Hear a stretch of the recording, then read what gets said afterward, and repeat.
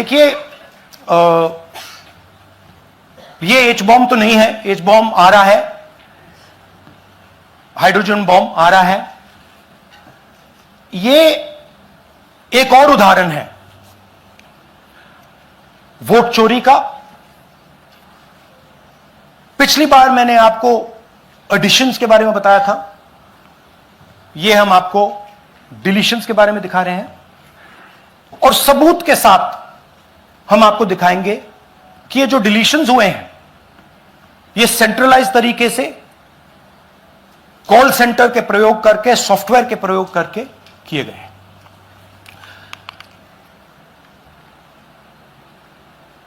हमारे पास इस प्रेजेंटेशन में जो मैंने आपको अभी दिखाया 100% सबूत है, प्रूफ है कि ज्ञानेश कुमार जी हिंदुस्तान के चीफ इलेक्शन कमिश्नर वोट चोरों की रक्षा कर रहे हैं, और यह मैं आपको अभी दिखाने जा रहा हूं। हर इलेक्शन में हमें रिपोर्ट आती थी कि वोटर्स डिलीट हो रहे हैं, कांग्रेस वोटर्स डिलीट हो रहे हैं, ऑपोजिशन के वोटर्स डिलीट हो रहे हैं, दलित वोटर्स डिलीट हो रहे हैं, आदिवासी हो रहे हैं, माइनॉरिटी वोटर्स डिलीट हो रहे हैं, ओबीसी वोटर्स डिलीट हो रहे हैं। मगर जब डिलीट होते हैं ऑपोजिशन के ही होते हैं। कर्नाटक में आलंद कंस्टिट्यूएंसी है, यहां पे चोरी पकड़ ली, कोइंसिडेंस से पकड़ी। वहां की जो बीएलओ थी उसने देखा कि उसके रिश्तेदार को डिलीट कर दिया गया था। जैसे चोरी पकड़ी जाती है, कोई छोटी सी गलती हो जाती है, हाथ आ जाती है। आलंद में 6018 वोटर्स डिलीट हुए, उसमें से इनकी रिश्तेदार थे। उन्होंने पता लगाया कि मेरे रिश्तेदार को डिलीट किसने किया। पता लगा कि पड़ोसी ने रिश्तेदार को डिलीट किया। बीएलओ ने जाके पड़ोसी से पूछा कि भाई आपने मेरे रिश्तेदार को क्यों डिलीट किया। पड़ोसी ने कहा मैंने तो नहीं किया। बीएलओ सस्पिशियस हो गई, शक पड़ा, उसने प्रोसेस चालू कर दी।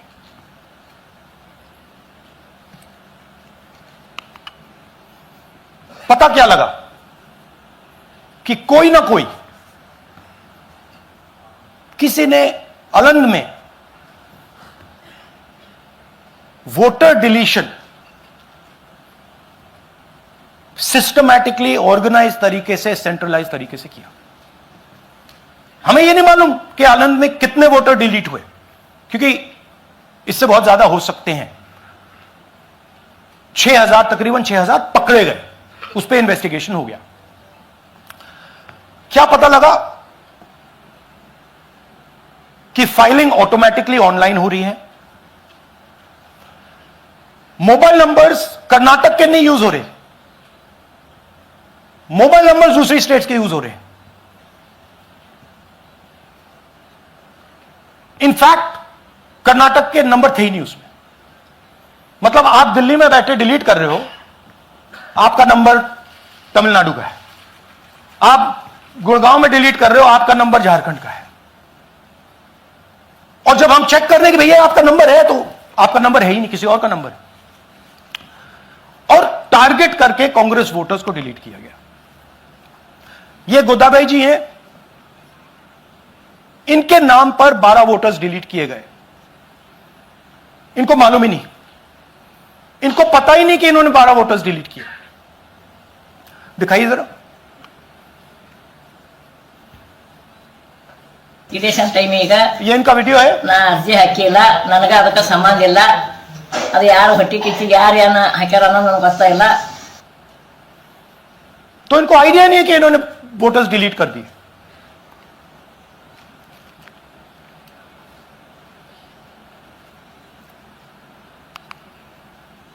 ये सारे के सारे जो नंबर्स हैं ये कर्नाटक के नंबर्स नहीं है, ये अलग अलग स्टेट्स के नंबर्स हैं। और इन नंबर्स को आप फोन करके देखिए, रिप्लाई नहीं आता है।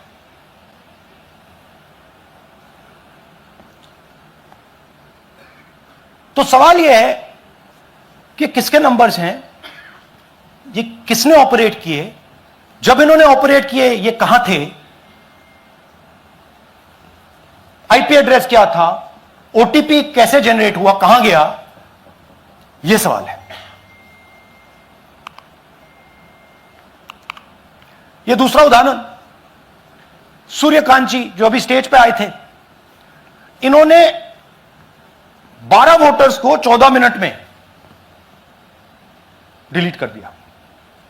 आप फॉर्म भरने की कोशिश कीजिए, डिलीशन फॉर्म भरने की कोशिश कीजिए, देखिए। और जब हमने इनसे पूछा कि भैया आपने ये कैसे किया, वो कहते हैं मैंने तो नहीं किया, मैं तो जानता ही नहीं हूं।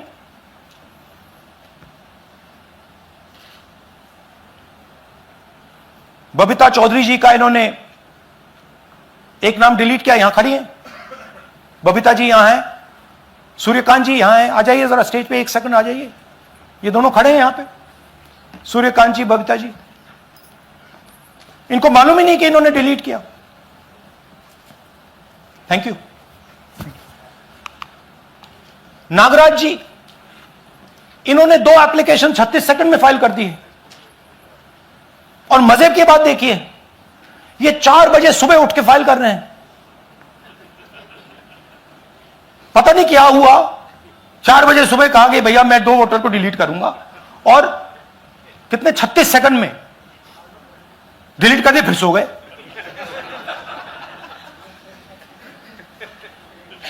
हमारी माइंड में पहले सवाल था कि क्या इलेक्शन कमीशन भी सो रहा है, मगर नहीं, सोया कोई नहीं है, जगे हुए हैं, सिस्टमैटिकली मदद हो रही है। यह देखिए दूसरी बात, जो भी डिलीट कर रहा है वोटर लिस्ट में उसका सीरियल नंबर 1 है। मतलब जो भी वोटर लिस्ट में पहले नंबर पे आता है वही डिलीट कर रहा है। 5वें नंबर वाला, 7वें नंबर वाला, 10वें वाला कोई नहीं कर रहा। तो हो क्या रहा है, सॉफ्टवेयर से यह काम किया जा रहा है। सॉफ्टवेयर प्रोग्राम कह रहा है पहला नाम निकालो और इसका प्रयोग करके डिलीट करो। टारगेटेड डिलीशंस हो रहे हैं। कांग्रेस पार्टी पर आनंद में अटैक किया, टॉप 10 बूथ्स जहां सबसे ज्यादा कांग्रेस की स्ट्रेंथ थी वहां टारगेट किया, और 2018 में पिछले इलेक्शन में 10 में से 8 बूथ कांग्रेस पार्टी जीती थी, और इन 8 में से इन्होंने 6000 लोग उड़ाने की कोशिश की। ये कोइंसिडेंस नहीं था, ये प्लान था, और ये सेंट्रलाइज तरीके से किया जा रहा है। अब मैंने बहुत बड़ी बात बोली, चीफ इलेक्शन कमीशन के बारे में मैंने बोला कि यह व्यक्ति वोट चोरों की रक्षा कर रहा है। जो भी मैं यहां बोल रहा हूं 100% प्रूफ के साथ, सबूत के साथ बोल रहा हूं, और मैं अभी आपको दिखाना चाहता हूं कि मैं यह शब्द क्यों बोल रहा हूं और किस बेसिस पे बोल रहा हूं। आपको अपनी आंखों से यह दिखेगा। कर्नाटका सीआईडी ने केस चालू किया कि ये वोटर कौन है, ये फोन किसके हैं, ये आईपी एड्रेस क्या है, ओटीपी कहां गया, इन चीजों के बारे में इन्वेस्टिगेशन शुरू होती है। कर्नाटक सीआईडी ने हिंदुस्तान के इलेक्शन कमीशन को 18 चिट्ठियां लिखी हैं। हमें आप यह इंफॉर्मेशन दीजिए, बिल्कुल क्लियर है, डेस्टिनेशन आईपी दीजिए, डिवाइस डेस्टिनेशन पोर्ट दीजिए, ओटीपी ट्रेल्स दीजिए, फोन नंबर्स दीजिए, फोन नंबर्स के मालिकों के नाम दीजिए। क्लियरली पूछा है, नो आंसर। 18 चिट्ठी CID Karnataka, no answer from chief election commissioner, no answer from election commission. Timeline देखिए,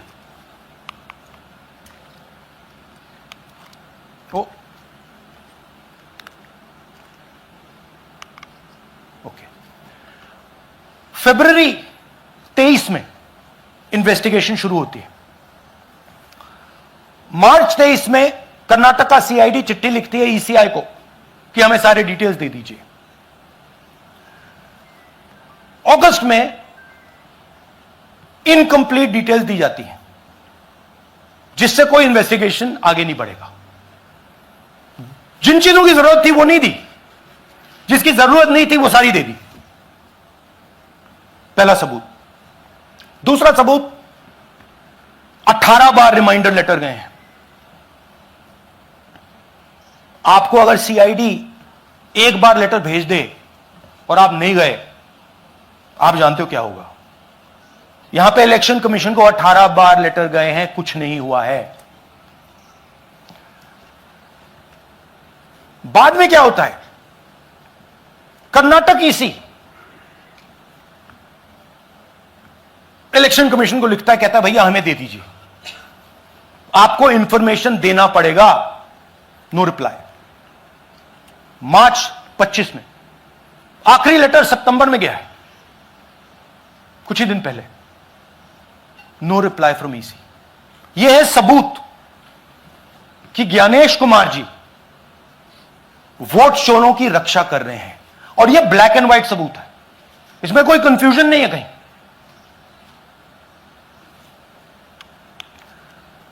तो सवाल उठता है, यह है कौन जो सेंट्रलाइज तरीके से कॉल सेंटर के प्रयोग से, सॉफ्टवेयर से अलग अलग प्रदेशों में वोट डिलीट कर रहे हैं, ऐड कर रहे हैं।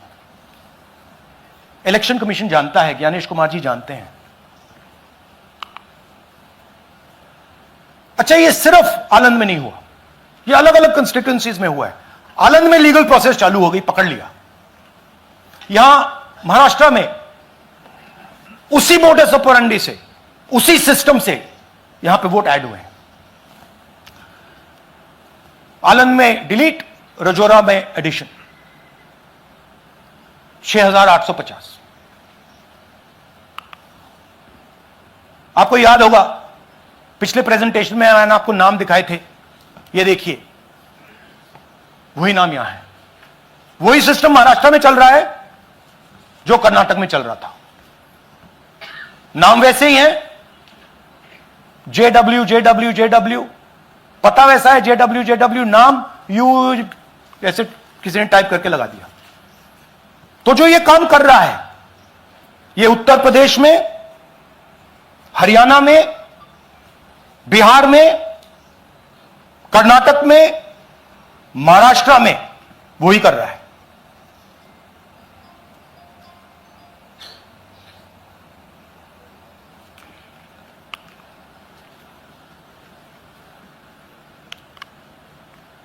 तो हमारी डिमांड है, ज्ञानेश कुमार जी, आप अपना काम कीजिए। आपने ओथ लिया है, आप हिंदुस्तान के चीफ इलेक्शन कमिश्नर हैं। आपसे कर्नाटक की सीआईडी सबूत मांग रही है। आप कर्नाटक की सीआईडी को यह सबूत 1 सप्ताह के अंदर दे दीजिए, नहीं तो पूरा हिंदुस्तान के सारे युवा इस बात को एक्सेप्ट करेंगे कि आप हिंदुस्तान के कॉन्स्टिट्यूशन, हिंदुस्तान के संविधान की हत्या में शामिल हो, हिंदुस्तान के संविधान की रक्षा नहीं कर रहे हो, और वोट चोरों की आप मदद कर रहे हो। Thank you. और थोड़ी देर में हम आपको हाइड्रोजन बॉम्ब दिखाने जा रहे हैं। नहीं, आज नहीं, थोड़ी देर में उसकी प्रिपरेशन चल रही है। क्योंकि हम देखिए, मैंने टीम से कहा है कि अगर मैं स्टेज पे जा रहा हूं, ब्लैक एंड व्हाइट प्रूफ नहीं होगा, मैं नहीं जाऊंगा। अगर ब्लैक एंड व्हाइट प्रूफ होगा, जो कोई मतलब उसको निगेट नहीं कर सकता, मैं जाऊंगा।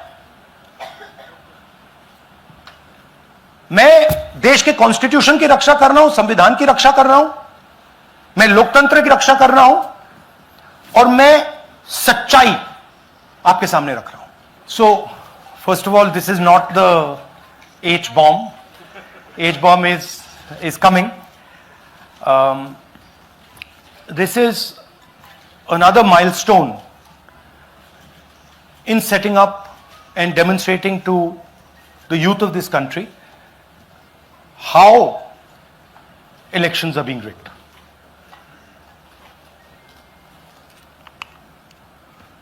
So I'm going to make a claim here, very strong claim, about CEC Gyanesh Kumar. And this is not something I'm saying lightly. I'm the leader of the opposition in the Lok Sabha.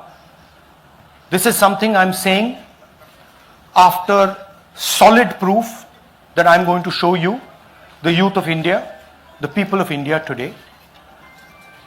Proof that is black and white, absolutely clear, that the Chief Election Commissioner of India is protecting the people who have destroyed Indian democracy. I'm also going to show you the method by which votes are being added and deleted, and I'm going to show you how they are done, how that is done. In election after election, someone, some force, some group of people has been systematically targeting millions of voters for deletion across India. This is something that we've heard again and again and again. Different communities, mainly communities that are voting for the opposition, Dalits, Adivasis, minorities, OBCs, are specifically targeted. We had heard this many times, and now we found 100% proof of it. Please understand, I am not going to say anything on this stage that is not backed up by 100% proof. I am somebody who loves my country. I love my constitution. I love the democratic process, and I am protecting that process. And so I'm not going to say anything here that is not going to be based on 100% proof that you can determine. The burden of the judgment is yours. I am going to lay the proof in front of you. You will see it and say, actually, this is pretty solid proof. Aland is constituency in Karnataka. 6,018 votes. Somebody tried to delete 6,018 votes. We don't know the total number of votes that were deleted in Aland in the 23 election. They are much higher than 6,018. But somebody got caught deleting 6,018 votes. And it was caught, like most crimes, by a coincidence. What happened was, the booth level officer there noticed that her uncle's vote was deleted. And so she checked who deleted her uncle's vote, and she found that it was a neighbor. पड़ोसी ने uncle का vote delete किया था. उसने जाके पड़ोसी से पूछा कि आपने मेरे अंकल का वोट क्यों डिलीट किया. पड़ोसी ने कहा, मैं तो जानता ही नहीं, मैंने तो कुछ वोट डिलीट ही नहीं किया. Neither did the person deleting the vote know, nor did the person whose vote was deleted know. Some other force hijacked the process and deleted the vote. And as luck would have it, got caught. What does the operation look like? In Aland, 6,018 applications were filed, impersonating voters. The people who filed these applications actually never filed them. And we will show you evidence of that on this stage. The filing was done automatically using software. We will show you that. Mobile numbers from outside Karnataka, from different states, And you can see on the map, from different states were used to delete numbers in Aland. And it was done targeting Congress voters. So this was not random. We will show you again that these deletions were specifically targeting booths where the Congress party was winning. Here is example number 1, lady called Godabai. Someone created fake logins, deleted 12 voters, attempted to delete because then this was stopped. Godabai, of course, has no idea. Can you show us what Godabai has to say about this? Election ಟೈಮಿಗೆ ನಾ ಅರ್ಜಿ ಹಾಕಿಲ್ಲ, ನನಗೆ ಅದಕ್ಕೆ ಸಂಬಂಧ ಇಲ್ಲ. ಅದು ಯಾರು ಹೊಟ್ಟಿ ಕಿಚ್ಚಿಗೆ ಯಾರು ಏನು ಹಾಕ್ಯಾರ ಅನ್ನೋದು ನನಗೆ ಗೊತ್ತಾಗಿಲ್ಲ. So she has no idea. These were the cell phone numbers that were used to delete these people. These are not from Karnataka. These numbers are from different states. You can see here.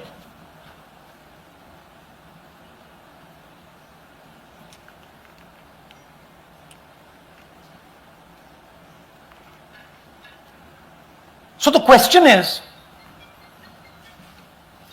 whose numbers are these? How were they operated? Where were they operated from? Who generated the OTPs to disturb the process? Now these are questions that arise out of this. Here's example 2, Suryakant. This gentleman apparently deleted 12 voters in 14 minutes. He filled 12 deletion forms in 14 minutes. I'd like you to meet him. He's here. That's one of the people. That's one. Namaskar bhi aiye. Babita Chaudhary is one of the votes that he is supposed to have deleted. Aiye bhaiya. He is supposed to have deleted. This is the gentleman. ये इनका vote delete किया जा रहा था. ये कर रहे थे. इनसे आप पूछिए. बताइए. That's our candidate. हाँ. कन्नड़ा में बोलिए. ನನ್ನ ಹೆಸರು ಸೂರ್ಯಕಾಂತ್ ಗೋವಿನ. ನಾನು ಸರ್ಸಂಬ ಗ್ರಾಮದಲ್ಲಿ ಇದ್ದೆ. ನನಗೆ ನಾಲೆಜ್ ಕೇಳಿದೆ, ನನ್ನ ಹೆಸರು ಮೇಲೆ 9 ಜನರ ಲಿಸ್ಟನ್ನು ಡಿಲೀಟ್ ಮಾಡಿದ್ದಾರೆ. ಅದು ಯಾಕಂತ ಇವರು ನನಗೆ ಬಂದು ಕೇಳಿದರು, ನಮ್ಮ ಹೆಸರು ನೀವು ಯಾಕೆ ಡಿಲೀಟ್ ಮಾಡಿದ್ರಿ ಅಂತ. ಅದಕ್ಕೆ ನಾನು ನಮ್ಮ ಸಾಹೇಬ್ರಿಗೆ ಹೇಳಿದೆ, ನಾನು ಡಿಲೀಟ್ ಯಾರಿಗೂ ಮಾಡಿಲ್ಲ, ಅಪ್ಲಿಕೇಶನ್ ಕೊಟ್ಟಿಲ್ಲ, ಆದರೂ ಡಿಲೀಟ್ ಆಗಿದೆ, ಅದು ನೋಡ್ರಿ ಅಂತ. ಹಾಗಾಗಿ ತಹಶೀಲ್ದಾರ್ಗೆ ಹೋಗಿ ಕಂಪ್ಲೇಂಟ್ ಕೊಟ್ವಿ. ಮತ್ತು ಕಮಿಷನರ್ ಇದು ನಮ್ಮ ಜಿಲ್ಲಾ ಎಲೆಕ್ಷನ್ ಒಂದು ಇದಕ್ಕೆ ಕಂಪ್ಲೇಂಟ್ ಕೊಟ್ವಿ. ನನ್ನ ಹೆಸರು ಮೇಲೆ 12 ಜನರದು ಡಿಲೀಟ್ ಮಾಡಿದ್ದು ನಿಜ ಇರ್ತದೆ. थोड़ा ट्रांसलेट कर लीजिए. मेरे नाम पे 12 लोगों का नाम डिलीट किया गया है. हालांकि मुझे मालूम नहीं, मैं कभी किसी को मैसेज भेजा भी नहीं, मैं बुलाया भी नहीं. ये बबीता आके पूछने से पता चला कि मैंने मेरे फ़ोन से ऐसा मैसेज दिया, लेकिन असल में मैंने किसी को भी मैसेज नहीं किया. आप कुछ कहेंगे? नहीं, ठीक है. Thank you. Thank you. Third example, Nagaraj. 2 applications filed and submitted in 36 seconds. Please try and fill these forms and see how long it takes you. Try and fill. And I ask the youth of India, try it. Try and fill the form, 2 forms in 36 seconds. You'll see the answer to this question. Notice also what time this gentleman fills the form. For some reason he gets up at 4:07 in the morning and suddenly fills 2 forms in 38 seconds.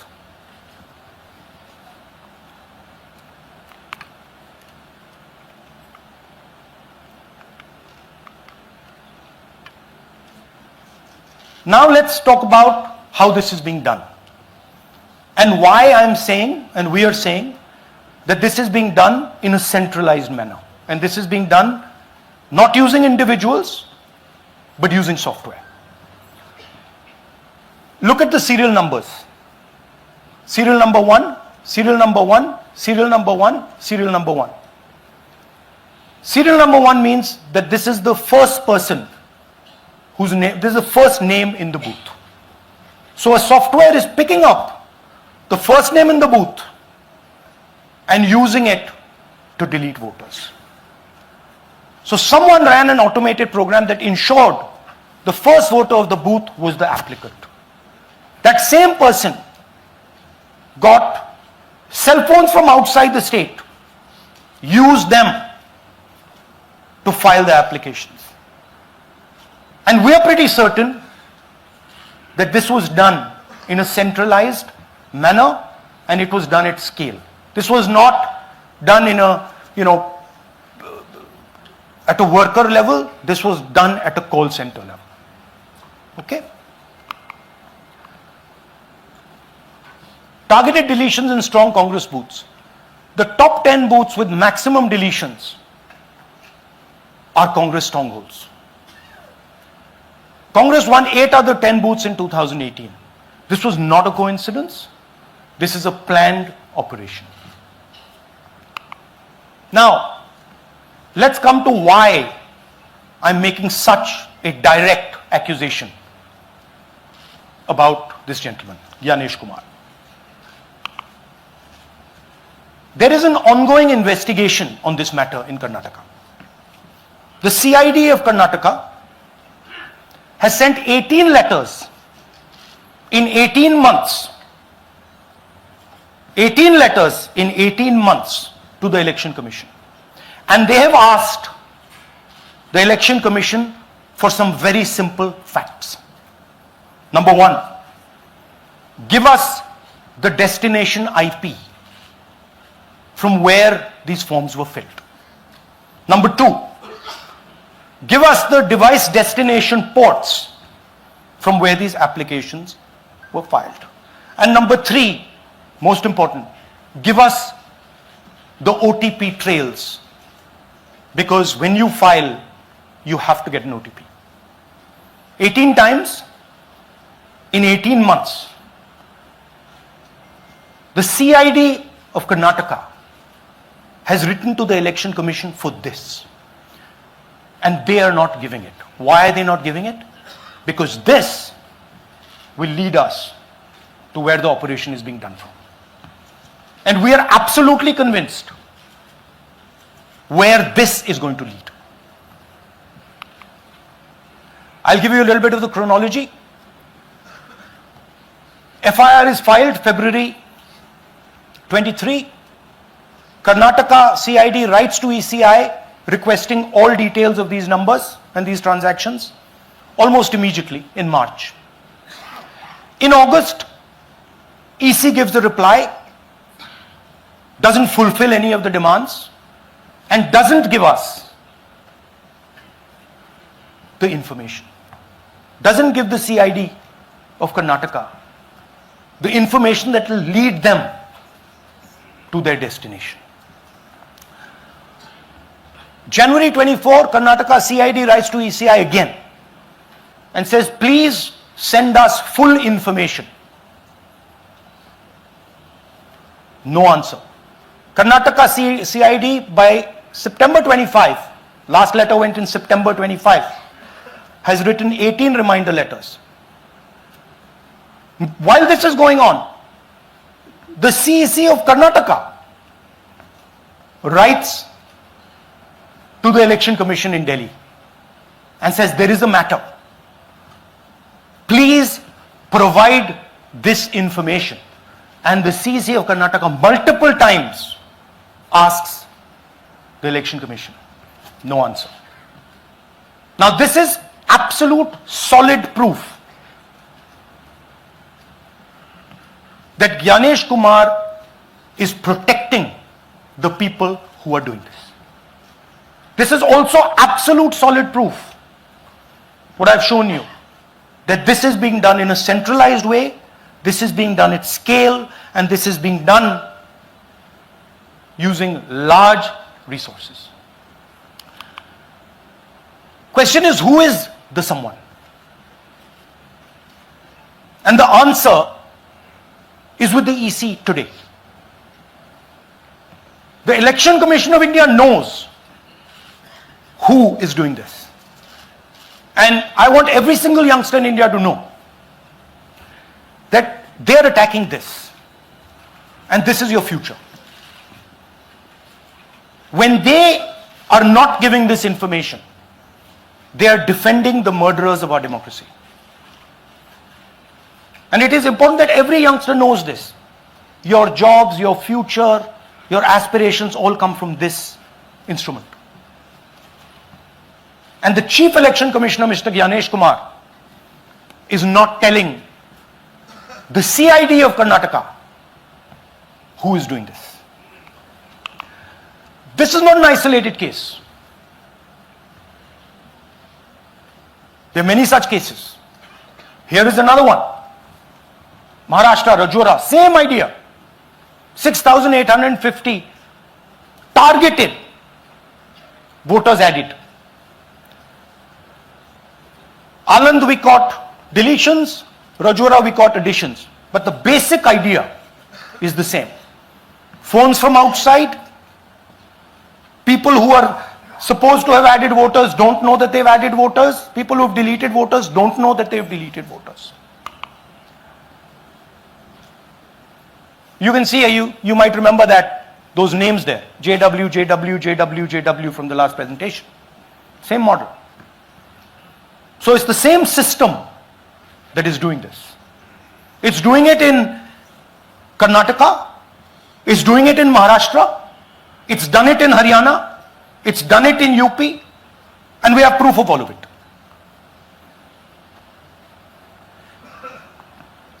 Names are being filled, addresses, the address is Sasti, Sasti, Sasti, Sasti. Name is UQ, JJW.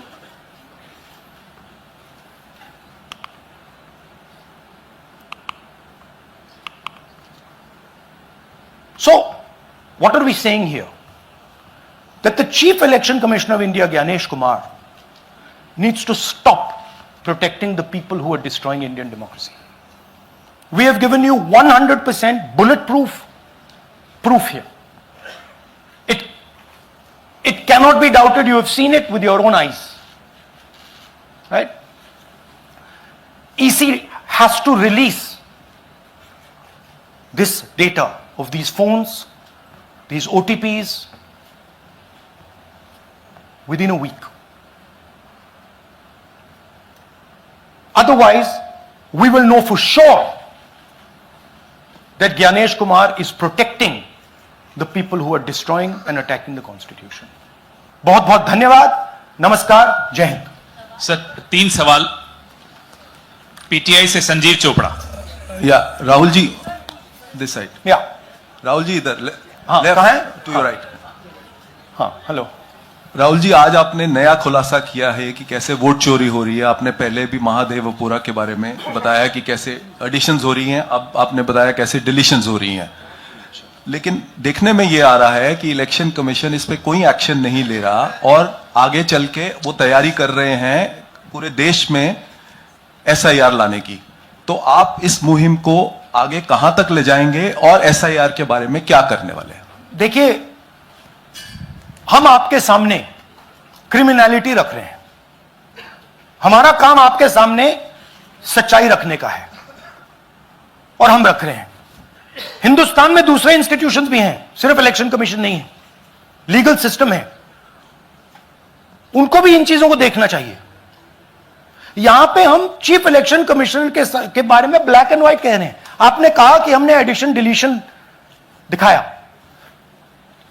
पहले presentation में मैंने addition दिखाया था, अब हमने deletion दिखाया है, मगर हमने एक और चीज जोड़ दी है, एडिशन और डिलीशन का सिस्टम, उसका स्ट्रक्चर, उसका तरीका, और हमने यह दिखाया है कि जो डिलीट कर रहा है, जो ऐड कर रहा है, महाराष्ट्र में, कर्नाटक में, यूपी में, वो एक ही आदमी है, एक ही फोर्स है। हमने आपको वो एड्रेसेस दिखाए। Same system is being used in Maharashtra, is being used in Karnataka, is being used in Uttar Pradesh, is being used in Haryana. Same people are doing it. से Siddharth ANI. Sir, this side, sir. हाँ Sir, on your left, sir. हाँ On your left. This side, sir, on your left. Sir, मेरा आपसे सवाल ये है कि जब आप कह रहे हैं कि ज्ञानेश कुमार जो चीफ इलेक्शन कमिश्नर है, उन्हें पता है ये कौन कर रहा है, हाँ। और ये पॉलिटिकल फायदा जरूर किसी को हो रहा है, आप कह रहे हैं कांग्रेस के बूथ के ऊपर ही हाँ। सारे वोट्स डिलीट किए जा रहे हैं, तो वो कौन लोग आपके हिसाब से हैं जिनको ये फायदा पहुंच रहा है, पहला। और दूसरा ये कि वो आपने एक देखिए, हफ्ते का हाँ, समय दिया sorry। है, जब आपने एक हफ्ते का समय दिया है, तो क्या एक हफ्ते बाद आप इसको आगे कैसे इनिशिएट करेंगे? क्या आप लोग कोर्ट का रास्ता अपनाएंगे या और कोई हायर एजेंसी से इस बात की डिमांड करेंगे? क्योंकि ये ऑर्गेनाइज्ड तरीके से क्राइम दिखाई दे रहा है जो आप बता रहे हैं, अगर आपकी बात के ऊपर जाएं। देखिए, फ्रैंकली ये जो मैं यहां कर रहा हूं, ये मेरा काम नहीं है। मेरा काम डेमोक्रेटिक सिस्टम में पार्टिसिपेट करने का है। मेरा काम डेमोक्रेटिक सिस्टम की रक्षा करने का नहीं है। वो काम हिंदुस्तान के इंस्टीट्यूशंस का है। वो काम वो नहीं कर रहे हैं, इसलिए मैं कर रहा हूं। अब मैं आपको यह कह सकता हूं कि हमने आपको 2 बार सबूत दिखाया है, और जब हम ये प्रेजेंटेशंस खत्म करेंगे, इसमें लगेंगे 2-3 महीने, जब हम ये खत्म करेंगे, आपके माइंड में कोई डाउट नहीं होगा कि हिंदुस्तान में state after state, Lok Sabha after Lok Sabha चोरी हो रही है। तो मेरा काम सच्चाई दिखाने का है। मैं हिंदुस्तान की जनता को, हिंदुस्तान के युवाओं को सच्चाई दिखा सकता हूं। यह मेरा काम है। उनकी जो इंटरेस्ट है, क्योंकि ये जो कॉन्स्टिट्यूशन है, ये हिंदुस्तान की जनता का रखवाला है, प्रोटेक्टर है, और मैं इसकी प्रोटेक्शन कर रहा हूं। इसकी प्रोटेक्शन करने का काम हिंदुस्तान के इंस्टीट्यूशंस का है, हिंदुस्तान के ऑपोजिशन लीडर का नहीं है। मगर इंस्टीट्यूशंस नहीं करने हैं। अच्छा, एक इंटरेस्टिंग बात आई है जो मैं आपको बताना चाहता हूं कि इलेक्शन कमीशन के अंदर से हमें मदद मिलनी शुरू हो गई है। मैं साफ बोल देता हूं, इलेक्शन कमीशन के अंदर से, पहले नहीं हो रहा था, अब इलेक्शन कमीशन के अंदर से इंफॉर्मेशन आ रही है। यह रुकेगा नहीं, यह रुक नहीं सकता है, क्योंकि हिंदुस्तान की जनता इस बात को एक्सेप्ट नहीं करेगी। एक बार हिंदुस्तान की जनता को, हिंदुस्तान के युवाओं को पता लग गया कि वोट चोरी हो रही है, उनकी शक्ति लग जाएगी। आईएएनएस से आलोक झा। इस तरह से नहीं प्लीज। आईएएनएस से आलोक झा। वो भी मैं आपको दिखा दूंगा, वो भी मैं आपको प्रूफ के साथ दिखा दूंगा, है हमारे पास। राहुल जी, हाइड्रोजन बॉम्ब में ब्लैक एंड व्हाइट है। मैं फाउंडेशन लगा रहा हूं, मैं फाउंडेशन क्रिएट कर रहा हूं, है हमारे पास। मैं स्टेज पे बिना प्रूफ के नहीं चढ़ूंगा, बता रहा हूं। राहुल जी, आपने कहा, ऐसे मत पूछिए please. Last question, Rahul ji, IANS से आलोक झा। राहुल जी इधर। आपने कहा आपके पास आलोक झा इधर सर। कहां है जी? हाँ, आपने कहा सर कि आपके पास पुख्ता सबूत है, ब्लैक एंड व्हाइट सबूत है, तो क्या अगर ईसीआई अभी जवाब नहीं देती है तो कोर्ट का रुख करेंगे, ये ऑप्शन है आपके पास, जाएंगे? देखिए, मैंने कहा कि मेरा काम as opposition leader normal situation में मेरा काम ऑपोजिशन का रोल है, सरकार पे प्रेशर डालने का रोल है।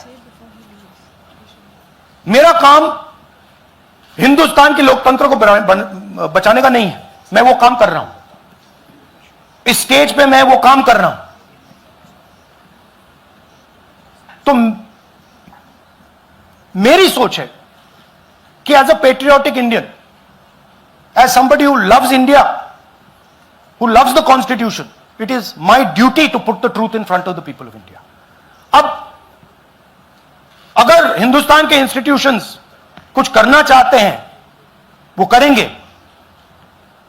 उनमें भी बहुत लोग हैं, जैसे मैंने आपसे कहा, मैं सरप्राइज हो रहा हूं, इलेक्शन कमीशन से लोग आ रहे हैं, इंफॉर्मेशन दे रहे हैं और बढ़ रहा है वो। क्या जब तक सीईसी ज्ञानेश कुमार अपने पद पर है, जैसा कि आप कह रहे हैं कि वो फ्री एंड फेयर इलेक्शन होने नहीं दे रहे, तो तब तक इलेक्शन का मतलब क्या रह जाएगा? क्या आप इनको हटाए जाने के लिए आयुक्त इस्तीफा देने की? हाँ, तो आप इमेजिन कीजिए, और ये शॉकिंग बात ये है बस कि ये अभी शुरू नहीं हुआ, ये 10-15 साल से चल रहा है। ये सिस्टम है, ये स्ट्रक्चर है। हिंदुस्तान की जो डेमोक्रेसी है वो हाईजैक हो गई है। I am shocked frankly. Democracy, brothers and sisters, democracy can only be saved by the people of India. Nobody else can save democracy. Rahul Gandhi can come here and say something and say this is the truth. But the people of India, who I believe in, who I love, can do it. The day the people of India realize that आपका जो लोकतंत्र है, आपका जो संविधान है, वो आपसे चोरी हो गया है, उस दिन काम हो जाएगा। Thank you. अब आप लोग अपने स्थान पर खड़े हो जाइए राष्ट्रगान के लिए। ये है इनकी डिटेल लिस्ट, देख लीजिए। राष्ट्रगान के लिए अपने स्थान पर खड़े हो जाइए।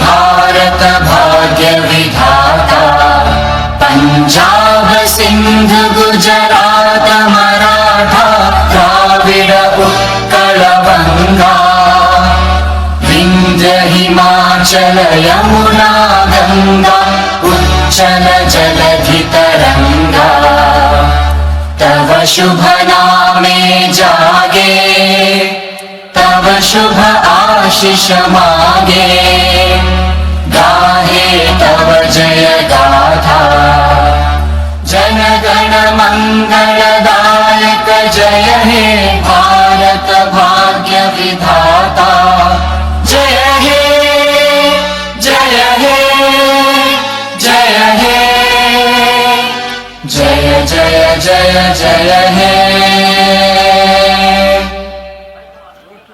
Thank you.